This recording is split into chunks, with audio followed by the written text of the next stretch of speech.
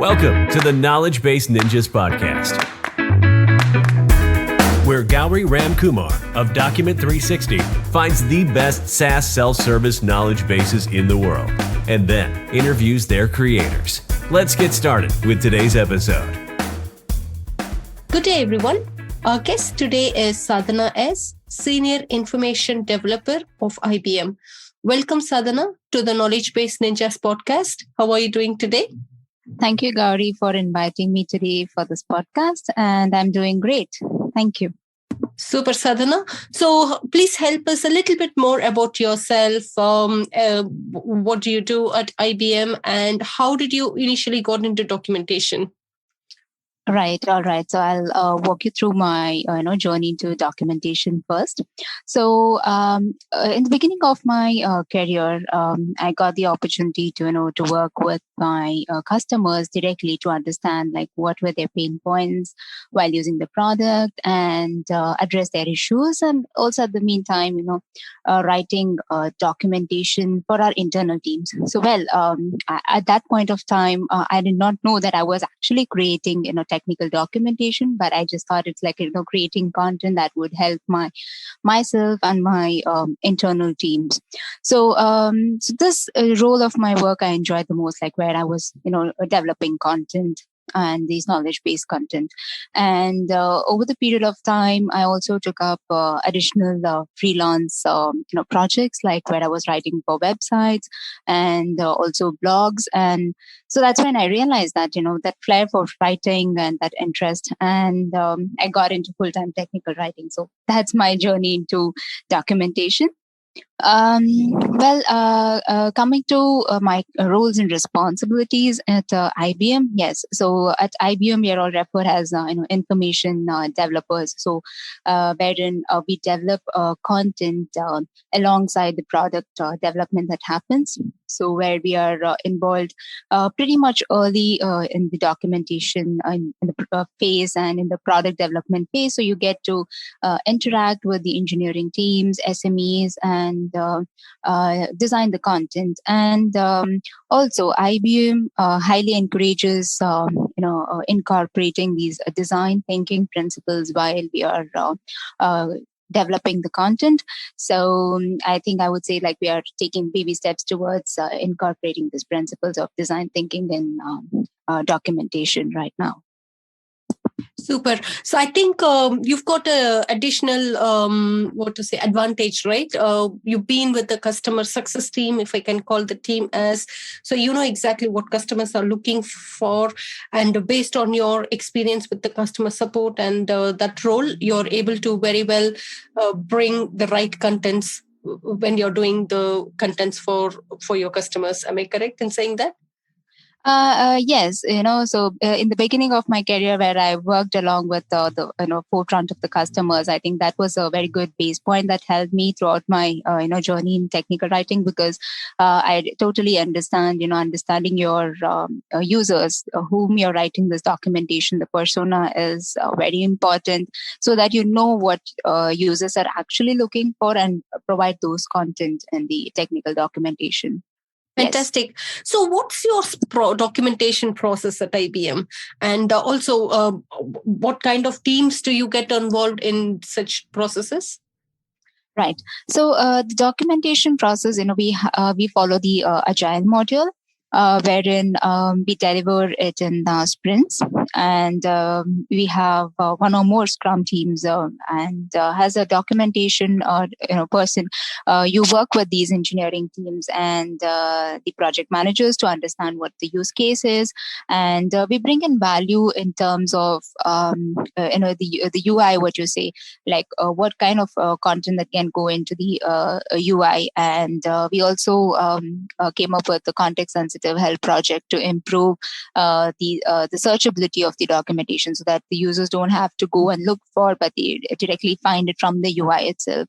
So that was again for the user experience in terms of that. And again, when you say the process, it's like pretty much along with the deliverables that happens in the release. So it's like the definition of done along with the documentation. That's when the feature gets, the release. And we also have test checks in our product where, the engineering team demos a complete developed prototype of the product that we are going to deliver to the customers. And as technical writers, you can provide the feedback, you can think from the users and see if there is any value add that you can bring in here, because we still have time for making any changes and in the QA phase.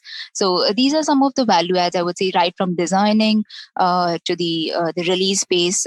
Technical writers are not just limited into development of the content, but the overall the user experience of the product, we add a value.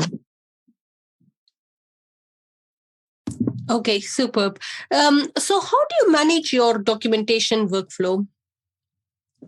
Yes. So when you say, documentation workflow, personally, I would, say we try to inculcate the design thinking principles. So one is like, when you're writing the documentation knowingly or unknowingly, you make certain assumptions of your users, right? And you think that's the real user is. So one such principle is, getting rid of these assumptions. So come up with, discuss with the team, collaborate with the teams, and get the ideas on what you really think your users are, and then go back to the sponsor users or the project managers and the support teams to really understand what you understand about your user is right or wrong, and get it clarified. So that is the first phase, I would say, in the documentation workflow. So once you have the clarity, and then you go about content development, and the content development is again, the structured authoring, and we use the content management system and the IBM style guides, so to ensure that the content is consistent throughout. And again, we have the review cycles where you work with the technical teams and the SMEs to have your document, reviewed, and then we publish it out to the customers along with the release cycles. All right, that's super. So how does content design play a factor when it comes to content development? I would say it's very much important. You are looking at a bigger picture of what this document that you're adding in is going to add a value, and the overall content structure or the content that we have for the users. So you are designing what information to put in, and also the flow of the document. And as a technical writer, you interview the SMEs, and you get design documents, you get involved in multiple meetings, you get to interact with the sales team, the support team, and get a lot of information. But what do you make out of this information is very important. So the content designing gives you that the leverage on putting those information in the development that adds value to users. So it's not about what the feature is, but how it can help the users when they're referring to this document. So it's I would say less is more. You can write pages of document, but would it really be of value to users? Do they really refer to it?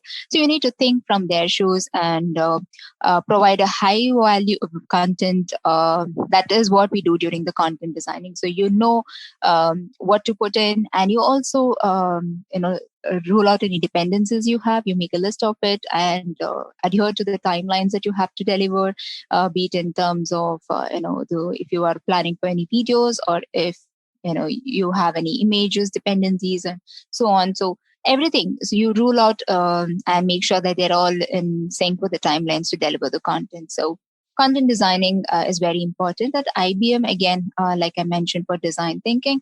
So here we again come up with stories which are specific to content designing. So one is interviewing the users and ruling out the assumptions. Secondly, even if the feature that you're developing is in less, or it's not a big feature, but it is going to make a huge impact to the user experience. So we want to deliver it to as quickly as possible to the users, and what documentation that you would add during this time. So all these factors play important role when you're doing the content designing. Yeah. Fantastic. So it looks like there's lots you consider when before even starting to write the contents or documentation. So there must be a lot of factors to consider. But what are the important factors you consider when creating documentation? Okay. So, when you're writing the documentation for any product, as I mentioned, knowing the persona is very important. So you must know to whom you're writing this document, either it's an administrator or is it an end user or is it the sales team who's referring to the document, because the same feature I can put it up in different ways. So it cannot be like, one size fits all. So you need to cater your content according to the audience who's going to consume it. So persona is the big thumb rule. Post which is, sounding like a human. Today, if you see, our documentation is more mature, and when it comes to SaaS and when it comes to AI driven technologies, it's very important that you empathize your users and write in the conversational tone. It's more like a human having a conversation with a human rather than more very technical and so on. So that is something which you have to bring in the style of writing. And again, consistency. So for example, with IBM, now if you're having I'm working with a product on the IBM security, and tomorrow you're using IBM Watson in your product, so it's like you're bringing in customers who are using even IBM Watson. So in that case, they're going to refer to your document, and it must not be like it's into a different product altogether or a different service altogether, right?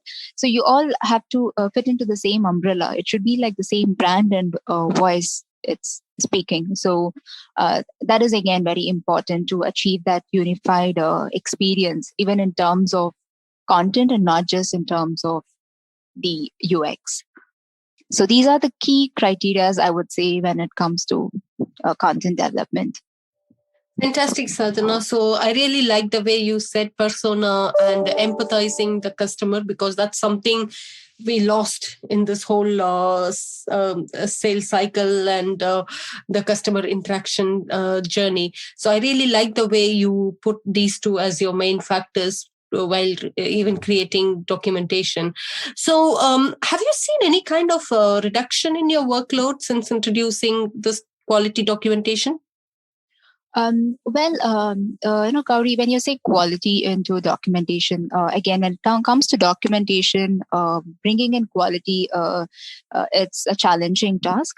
And you need to deliver a high quality documentation. And there are a lot of work that is involved behind the scenes. So I would say there is more of a work at the initial phases. And at the later point of time, you will definitely see the ROI and that happy customers. So, for example, at IBM, we used Swagger for API documentation. So previously, we maintained these, the PDF formats of the web service documentation, and because to reduce having it like not being updated in time, or it's just like a PDF format, which would be difficult for the users to understand when it comes to API. So we moved it to Swagger. But there was a lot of work involved. It is a quality. Again, when there is a lot of work, I would say, migrating all this to a Swagger framework, again, achieving that they are all having the consistency in terms of the UI framework. And again, establishing a process so that going forward, whenever you're adding any new APIs or updating the existing ones, you're making sure that it is available in the Swagger for UI. So there's a lot of work that happened, and today we see that the customers are liking it because they also have an option to try out the APIs. It's not just the PDF format where they get to see, okay, this is how the API works, but they also get an option to try it out and see the sample examples and codes. So which is very intuitive. So I would say, so this is one of the examples. So in every case, when you're having a quality in work, there's a work involved, and at a later point of time, you would see that. In the work involved having an invested time coming up with the ROI. Mm-hmm. Super, thank you. So I know IBM is a very big organization, and there's lots of processes and procedures you might have to go through. So, how do you report on your documentation, and who do you report to? Yes. So in my team, we are three technical writers. Based out, two of them based out in India, including me, and another writer working from US. So we are spread across the globe, and so we report to the release manager, and we also have the manager here in India, so the engineering manager. If you have anything that you would dependencies, or when you're working in the scrums with the multiple engineering teams, you want quick help, then you can reach out to your manager here. And the release manager mainly looks into the documentation, so that we report to them, because they look at a bigger umbrella of where the documentation fits in and the whole brick product. So that's being the reporting structure, I would say. Yeah. All right, super, super. I don't know if you already answered this question for me, or I might have missed it with this, so apologies. But are your documentation a publicly available one, or is it something that users needs to sign in to utilize? No, it's publicly available. We publish our documents in the IBM Knowledge Center, and it is available to all customers. Fantastic. So in that case, do you know if IBM is generating any organic search traffic from your knowledge base? Oh, that's a good question. So when I say organic search, because yes, as you say, the users attend to looking into Google for most of the time. So I would say we use these keywords and tags when we are authoring the content, and we also have metrics around to pull in the reports of those users who have landed into our documentation directly from the Google search, or they found the document when they landed into the Knowledge Center. So we do have this organic search traffic to our knowledge base mapped and monitored. Super. That's brilliant to know, Sadhana. So I think we are going to the most exciting phase of this podcast, the rapid fire round. So are you ready? Yes. Go ahead. Super. Who have you learned the most about documentation from in your career? Okay. So I would say, I've been fortunate to have very good, peers and managers. And throughout my journey in my career, every person has added a value in my, the journey. And I've learned a lot from my peers in technical documentation team, and even from the management team. So I think overall it's from everybody who I've met in my career time. Yes.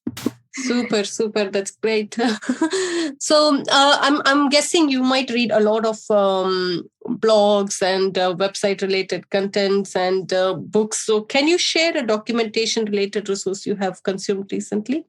Yes. So I would say, a couple of them that I usually refer to is, like, one is the STC, and then, obviously with the Knowledgebase Ninjas, because your podcasts are coming out really well.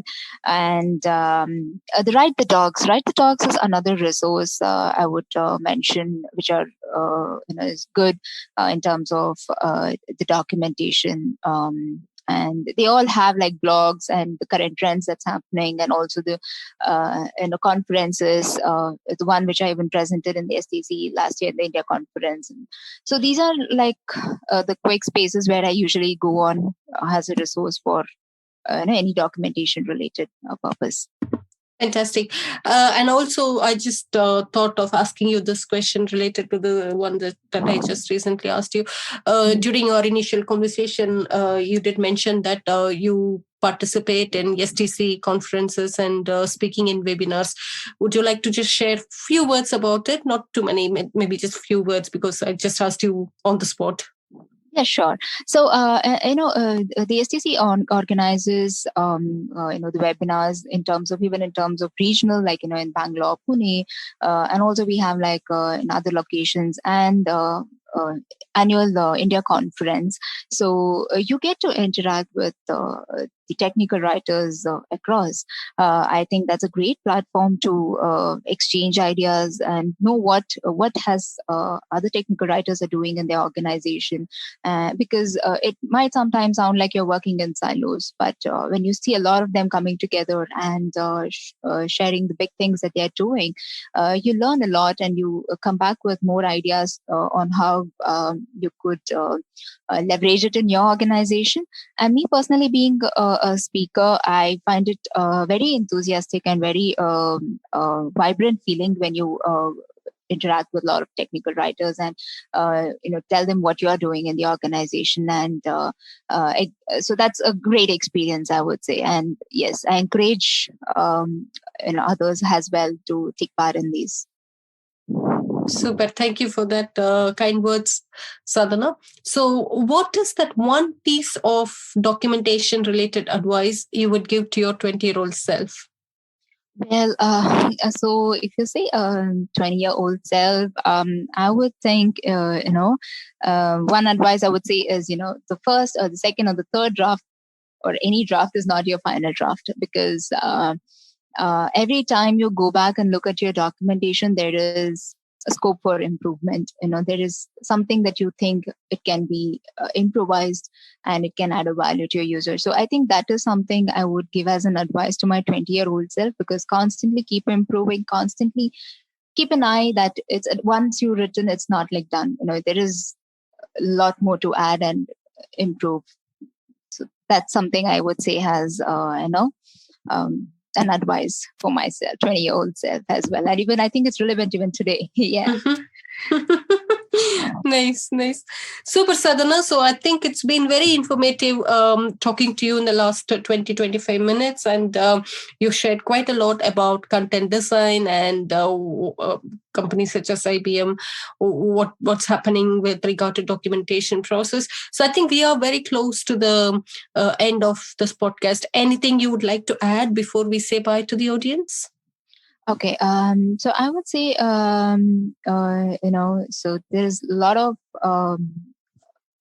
exposure that's happening in terms of the technical writing, and we are not just limited into technical development of the content, but spread your wings in terms of UI, in terms of Doc has code model, and it's an exciting journey. So we have a lot of opportunities, and I think that's something I would like to say. And I would also encourage others to check out even my website that I have, my personal blogging website, where I even write on current trends in technical writing. It's called as sadhanainspiresyou.com. So and to provide some valuable comments that will help me encourage and write more informative technical documents for you all. Yeah. Super. Yeah, that's pretty much I had. Yep. Absolutely. So wonderful having you again. So stay safe and take care. Enjoy the rest of the day. Thank you, Gauri. It was great talking to you. Thank you. Super. Thank you.